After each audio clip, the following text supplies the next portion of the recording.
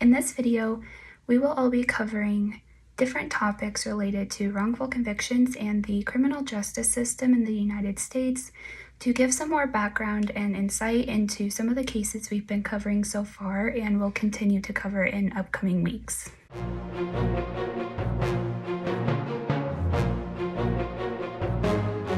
So I will be talking about wrongful convictions a bit more and looking more into the criminal justice system and some of the reasons and key figures behind wrongful convictions and get a better sense of how impactful these wrongful convictions are on people's lives.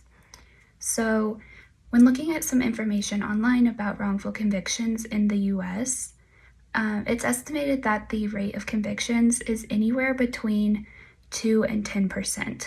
So in the US, there are over 2 million incarcerated individuals, and this means that anywhere from 40,000 to 200,000 people in the US are currently in prison for crimes that they have not committed, but were wrongfully found guilty for. Other factors that can lead to wrongful convictions include multiple things such as false confessions from the defendants, misleading or false forensic evidence, perjury, and other forms of misconduct from different people throughout the investigation and even in the trial. It's also important to look at the disparities in the US criminal justice system when talking about wrongful convictions and recognizing that people of color are more likely than white individuals to be arrested and also convicted for crimes. And this translates into wrongful convictions as Black people in the US are 7 times more likely to be wrongfully convicted of a crime that they did not commit than white people. It's also revealed that it takes 45% longer for people of color to be exonerated than it takes for an exoneration of an innocent white person who has been wrongfully convicted. Convictions in general, but even more so wrongful convictions, have such a huge impact on people's lives. Being wrongfully convicted means that people are losing their freedom, their time with their friends and family, and also their opportunities that they would have had they not been convicted. Wrongful convictions also mean that those who were responsible for committing the crimes are out free and they're not being held accountable, while other men and women are being punished for crimes that they did not commit. So we quickly just want to give you guys a bit of statistics based off of the death penalty because it is an important conversation to have, as well as we discuss this a lot.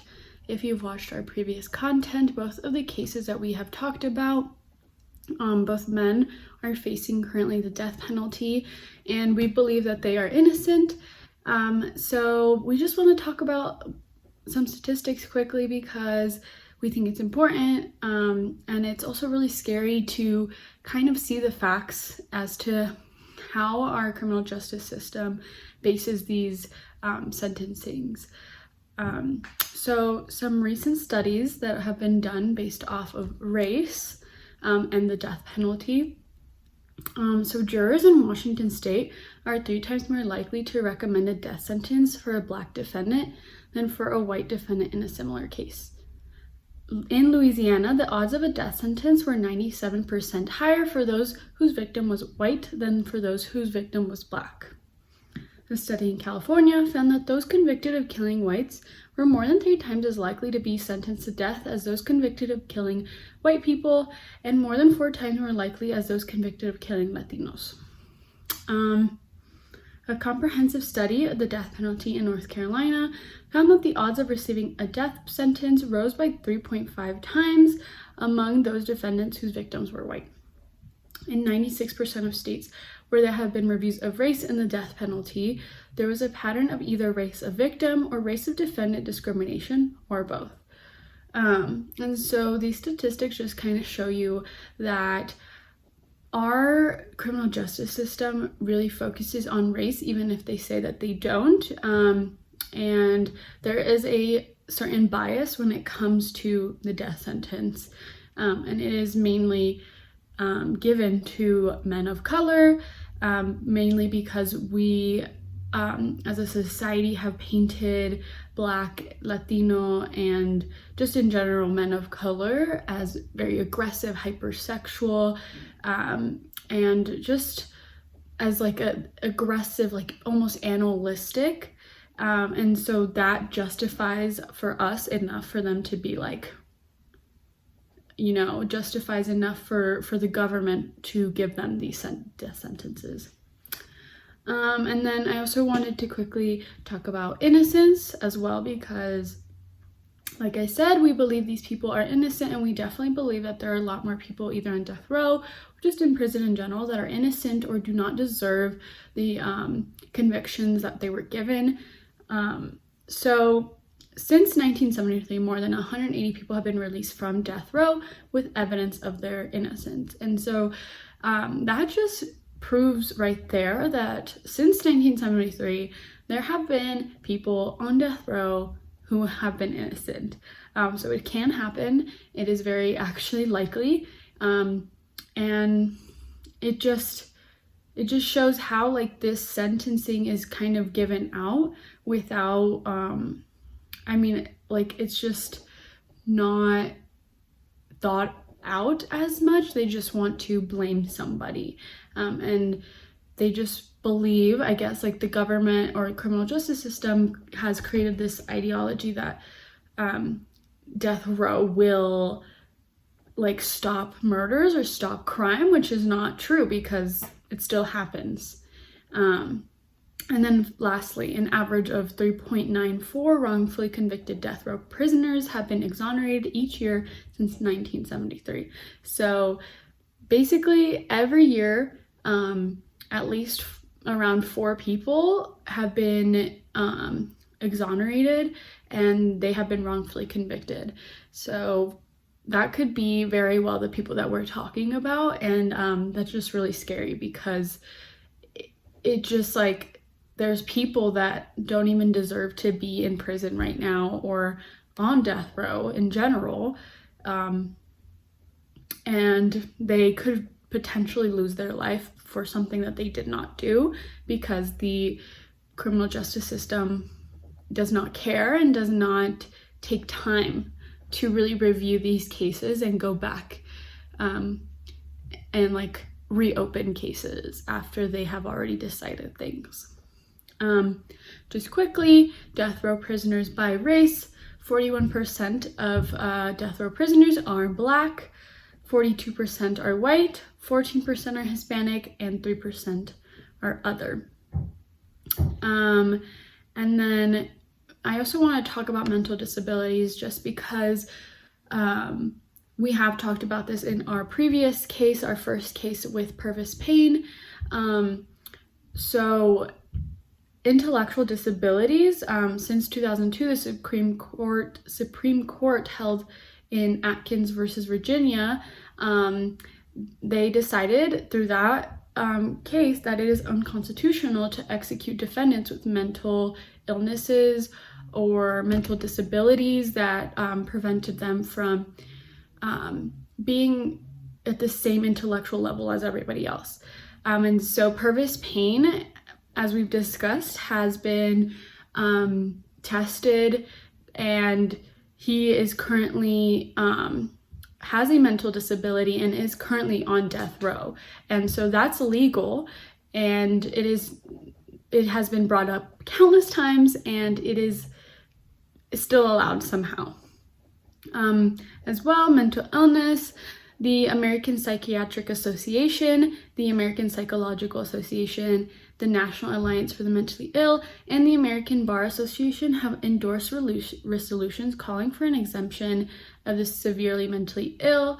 And this definitely makes sense because, you know, of course, mental illnesses are not an excuse for the things that we do, but it definitely adds on to the fact as to why maybe someone might do a crime or do something.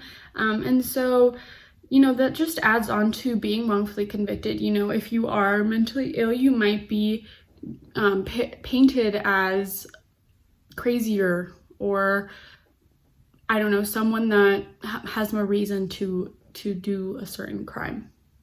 And finally, so a report by the National Research Council titled Deterrence in the Death Penalty stated that studies claiming that the death penalty has a deterrent effect on murder rates is actually fundamentally flawed and should not be used when making policy decisions.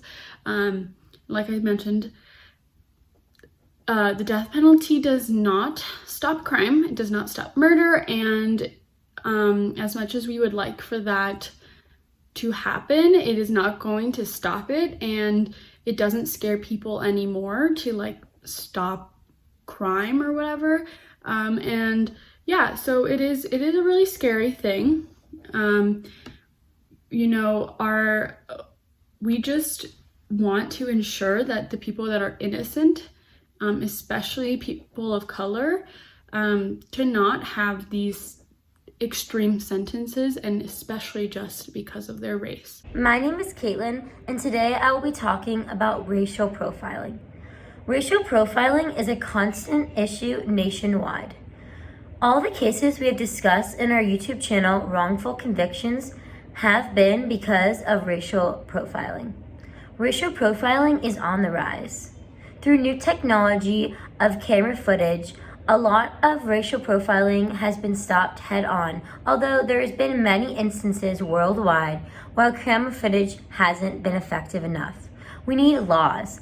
The system has been objectifying people because of their race, and that is not fair whatsoever. We need to stand up to racial profiling. A quote that I found from the ACLU is that racial profiling is ineffective. Hit rate studies of traffic stops and searches show that people of color, including African Americans and Latinos, are no more likely and are very often less likely to have drugs or weapons than whites. This once again shows that racial profiling is very prevalent in society, and there needs to be a stop to this. So if you want to complain, you are welcome to call this toll-free hotline, and the number is 1-877-634-5454, or you can reach it online. Thank you so much, and let's make a stop to racial profiling. So I'm going to be covering police deception, which essentially just means that the police are actually allowed to lie during interrogations. Whether they have evidence or not, they can say, oh, we have a witness placing you there, we have DNA evidence against you. They can say whatever they want to encourage a confession from somebody they suspect. Unfortunately, this often results in wrongful convictions. It's a huge contributor. Out of the 375 exonerations that the Innocence Project has secured thus far, 29% of them falsely confessed based on police deception. So that's a huge amount of people who were wrongfully convicted that may not have been if this interrogation tactic was not legal. Along with this, children are actually much more vulnerable to this form of interrogation because, they're younger, they're more susceptible, they're more vulnerable. So out of the 211 exonerees that were wrongfully convicted as children under the age of 18 by the Innocence Project, 36% of them had falsely confessed based on some form of police deception. An example of a wrongful conviction case where this occurred is the Central Park 5. It's a pretty famous case. There's several documentaries about it on Netflix that I would highly recommend. But this just proves the point that youth are especially susceptible to wrongful confessions and wrongful convictions, because when these boys were interrogated, they were told that a person had turned on them, that somebody placed them at the scene, that evidence placed them at the scene, even though this was untrue. And they ended up serving several years in jail before they were exonerated. Some states are currently taking steps to end this practice. So we encourage you, if you live in New York, Illinois, or Oregon, your representatives are currently working on bills that could ban police deception in interrogations. We hope that you call them and tell them you support these bills, as this would significantly contribute to ending wrongful convictions. If you live elsewhere, please call your representatives anyway and tell them that you'd like to see a bill similar to the ones in New York, Illinois, or Oregon about ending police deception. For more information on some of these statistics I have covered, we will have our links and resources listed in the description, so please check that out to learn more. Thanks.